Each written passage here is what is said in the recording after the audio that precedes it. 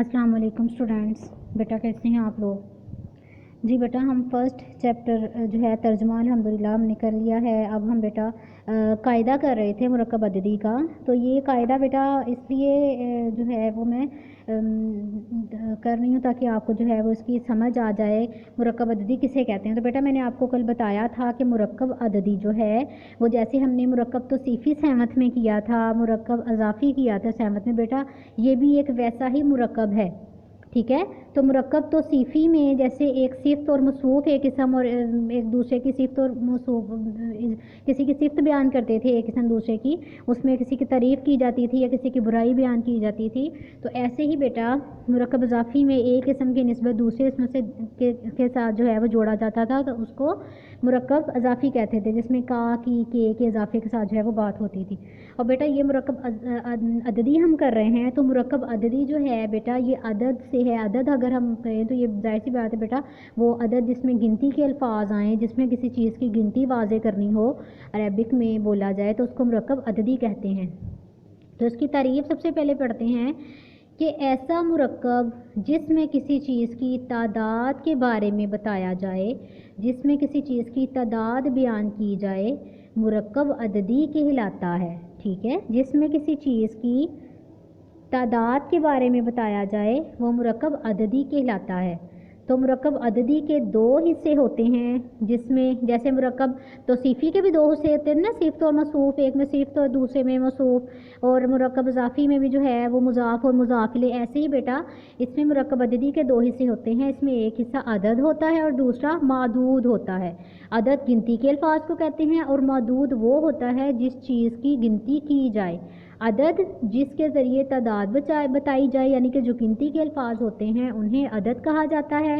जबकि जो मादूद है तो जिस चीज़ की जितनी तादाद हो उसको गिनती में जितनी बताया जाए ना कि ये गिनती है और इतनी ये फ़लाँ चीज़ है जिसकी गिनती की जा रही है, उसको मादूद कहते हैं। मसलन इहदा व सबईना दराजतन, यहाँ पर नंबरों की गिनती की गई है कि 71 नंबर।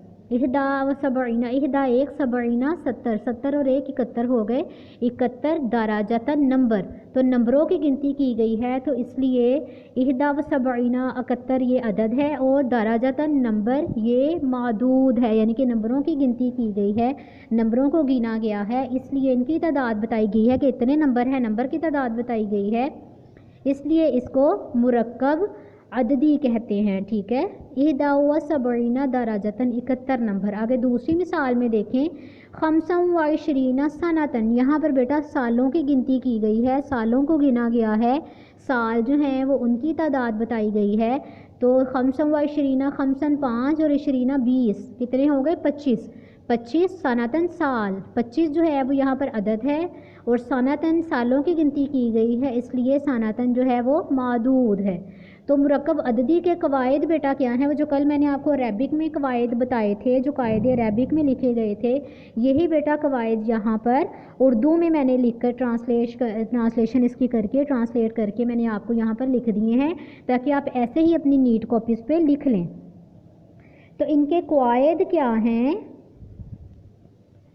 मुरक्कब अददी के कवायद, तमाम दहाइयाँ जो होती हैं वो जमा मुज़क्कर सालिम के साथ मिलकर आती हैं सिवाय 10 के, और इनके जो एराब होते हैं, एराब भी इनके जमा मुज़क्कर सालिम वाले ही होते हैं। तमाम दहाइयाँ जमा मुज़क्कर सालिम के साथ मिलकर आती हैं सिवाय 10 के, और उनके एराब भी जमा मुज़क्कर सालिम वाले होते हैं।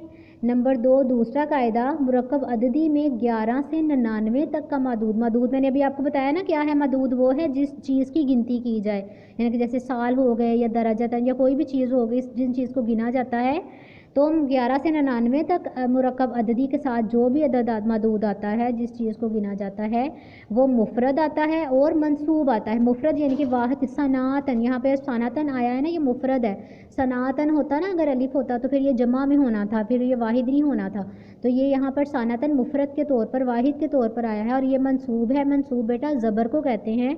तो देखें सनातन के ऊपर 2 ज़बर है, यानी कि ये ज़बर वाला आया है, ज़ेर नहीं है, इसके ज़ेर नहीं है आई। ठीक है, मंसूब को ज़बर कहते हैं। तो मुरक्कब अददी में जो 11 से 99 तक का मदूद होता है वो मुफरद होता है और منصوب ہوتا ہے، منصوب یعنی کہ زبر والا ہوتا ہے۔ تیسرا دیکھیں کہ لفظ جو میاتو ہے، میاتو یعنی کہ 100 وہ مونس کے طور پر استعمال ہوتا ہے، اور الفن جو ہے وہ 1000 مذکر کے طور پر جو ہے وہ استعمال ہوتا ہے۔ یہ بھی میں نے آپ کو لاسٹ والی مثال سے بتا دیا تھا، جیسے فی الجامعاتی میاتو طالباتن و الف طالبین کے یونیورسٹی میں 100 طالبات ہیں اور 1000 طالب علم ہیں، تو یہ بیٹا یہ بھی 100 ہمیشہ میاتو تا کی وجہ سے یہ مونس کا بن گیا، اور الفن کو الفن ہی الفاتن تو نہیں نہ لکھا گیا، الفن ہی لکھا ہے، تو اس لیے یہ مذکر استعمال ہوتا ہے۔ آگے میاتن جو ہے اور الفن، میاتن 100 کو کہتے ہیں اور الفن 1000 کو کہتے ہیں، کہ 100 اور 1000، 100 اور 1000 کو جو معدود ہوتا ہے، یعنی کہ 100 اور 1000 کے ساتھ جس چیز کو گنا جاتا ہے وہ مفرد واحد کے طور پر استعمال ہوتی ہے، اور مجرور یعنی کہ وہ زیر والی ہوتی ہے۔ منصوب زبر کو کہتے ہیں اور مجرور زیر کو کہتے ہیں، جر کو کہتے ہیں، تو وہ زیر کے ساتھ جو ہے وہ استعمال ہوتا ہے۔ تو یہ بیٹا مرکب عددی کا قاعدہ ہو گیا۔ اس قاعدے کی آپ نے اردو ٹرانسلیشن صرف آپ لوگوں نے اس کی جو تعریف ہے اور اس کی اردو ٹرانسلیشن ہے یہ آپ لوگوں نے یاد کرنی ہے اور اپنی نیٹ کاپیز پہ آپ لوگوں نے لکھنی ہے۔ میں نے یہ آپ کو پڑھ کے بھی بتا دیا ہے، پڑھ کے سمجھا دیا ہے، تو کل بھی آپ کو اس کی ڈیفینیشن جو ہے وہ سمجھائی گئی ہے۔ تو آپ لوگوں نے صرف یہی مرکب عددی کا جو قاعدہ ہے اسی کو آپ لوگوں نے ایسے ہی یاد کرنا ہے اور اپنی نیٹ کاپیز پہ آپ لوگوں نے اس کو ایسے ہی لکھ لینا ہے۔ جو چیز سمجھ نہیں آئی بیٹا آپ دوبارہ پوچھ سکتے ہیں، میں آپ کو دوبارہ سمجھا دوں گی اگر کوئی چیز سمجھ نہیں آئی۔ تو ویسے آپ لوگوں نے یہ مرکب عددی کا جو قاعدہ ہے اس کو ایسے ہی، اس کی ٹرانسلیشن کو، اس کی اردو کو، تعریف کو ایسے ہی اپنی نیٹ کاپیز پہ اتارنا ہے اور اس کو یاد کرنا ہے۔ تو اب بیٹا ہم نے تقریباً گرامر میں فرسٹ لیسن میں سے کر لی ہے، اس کی جو فرسٹ لیسن ہے اس کا ٹرانسلیشن ہو گئی ہے، اس کے کویشچن آنسر ہو گئے ہیں، اس میں جو مرکب عددی کا قاعدہ ہے وہ بھی ہو گیا ہے، اور اس کی جو التدریب الثالث ہے نا مشق نمبر 3 اور التدریب الرابع، وہ دونوں بیٹا یہ سولو کرنے والی ہیں، اس کو آپ رہنے دیں، یہ سولو نہیں کریں گے، یہ ہم چھٹیوں کے بعد ہی اس کو سولو کر لیں گے۔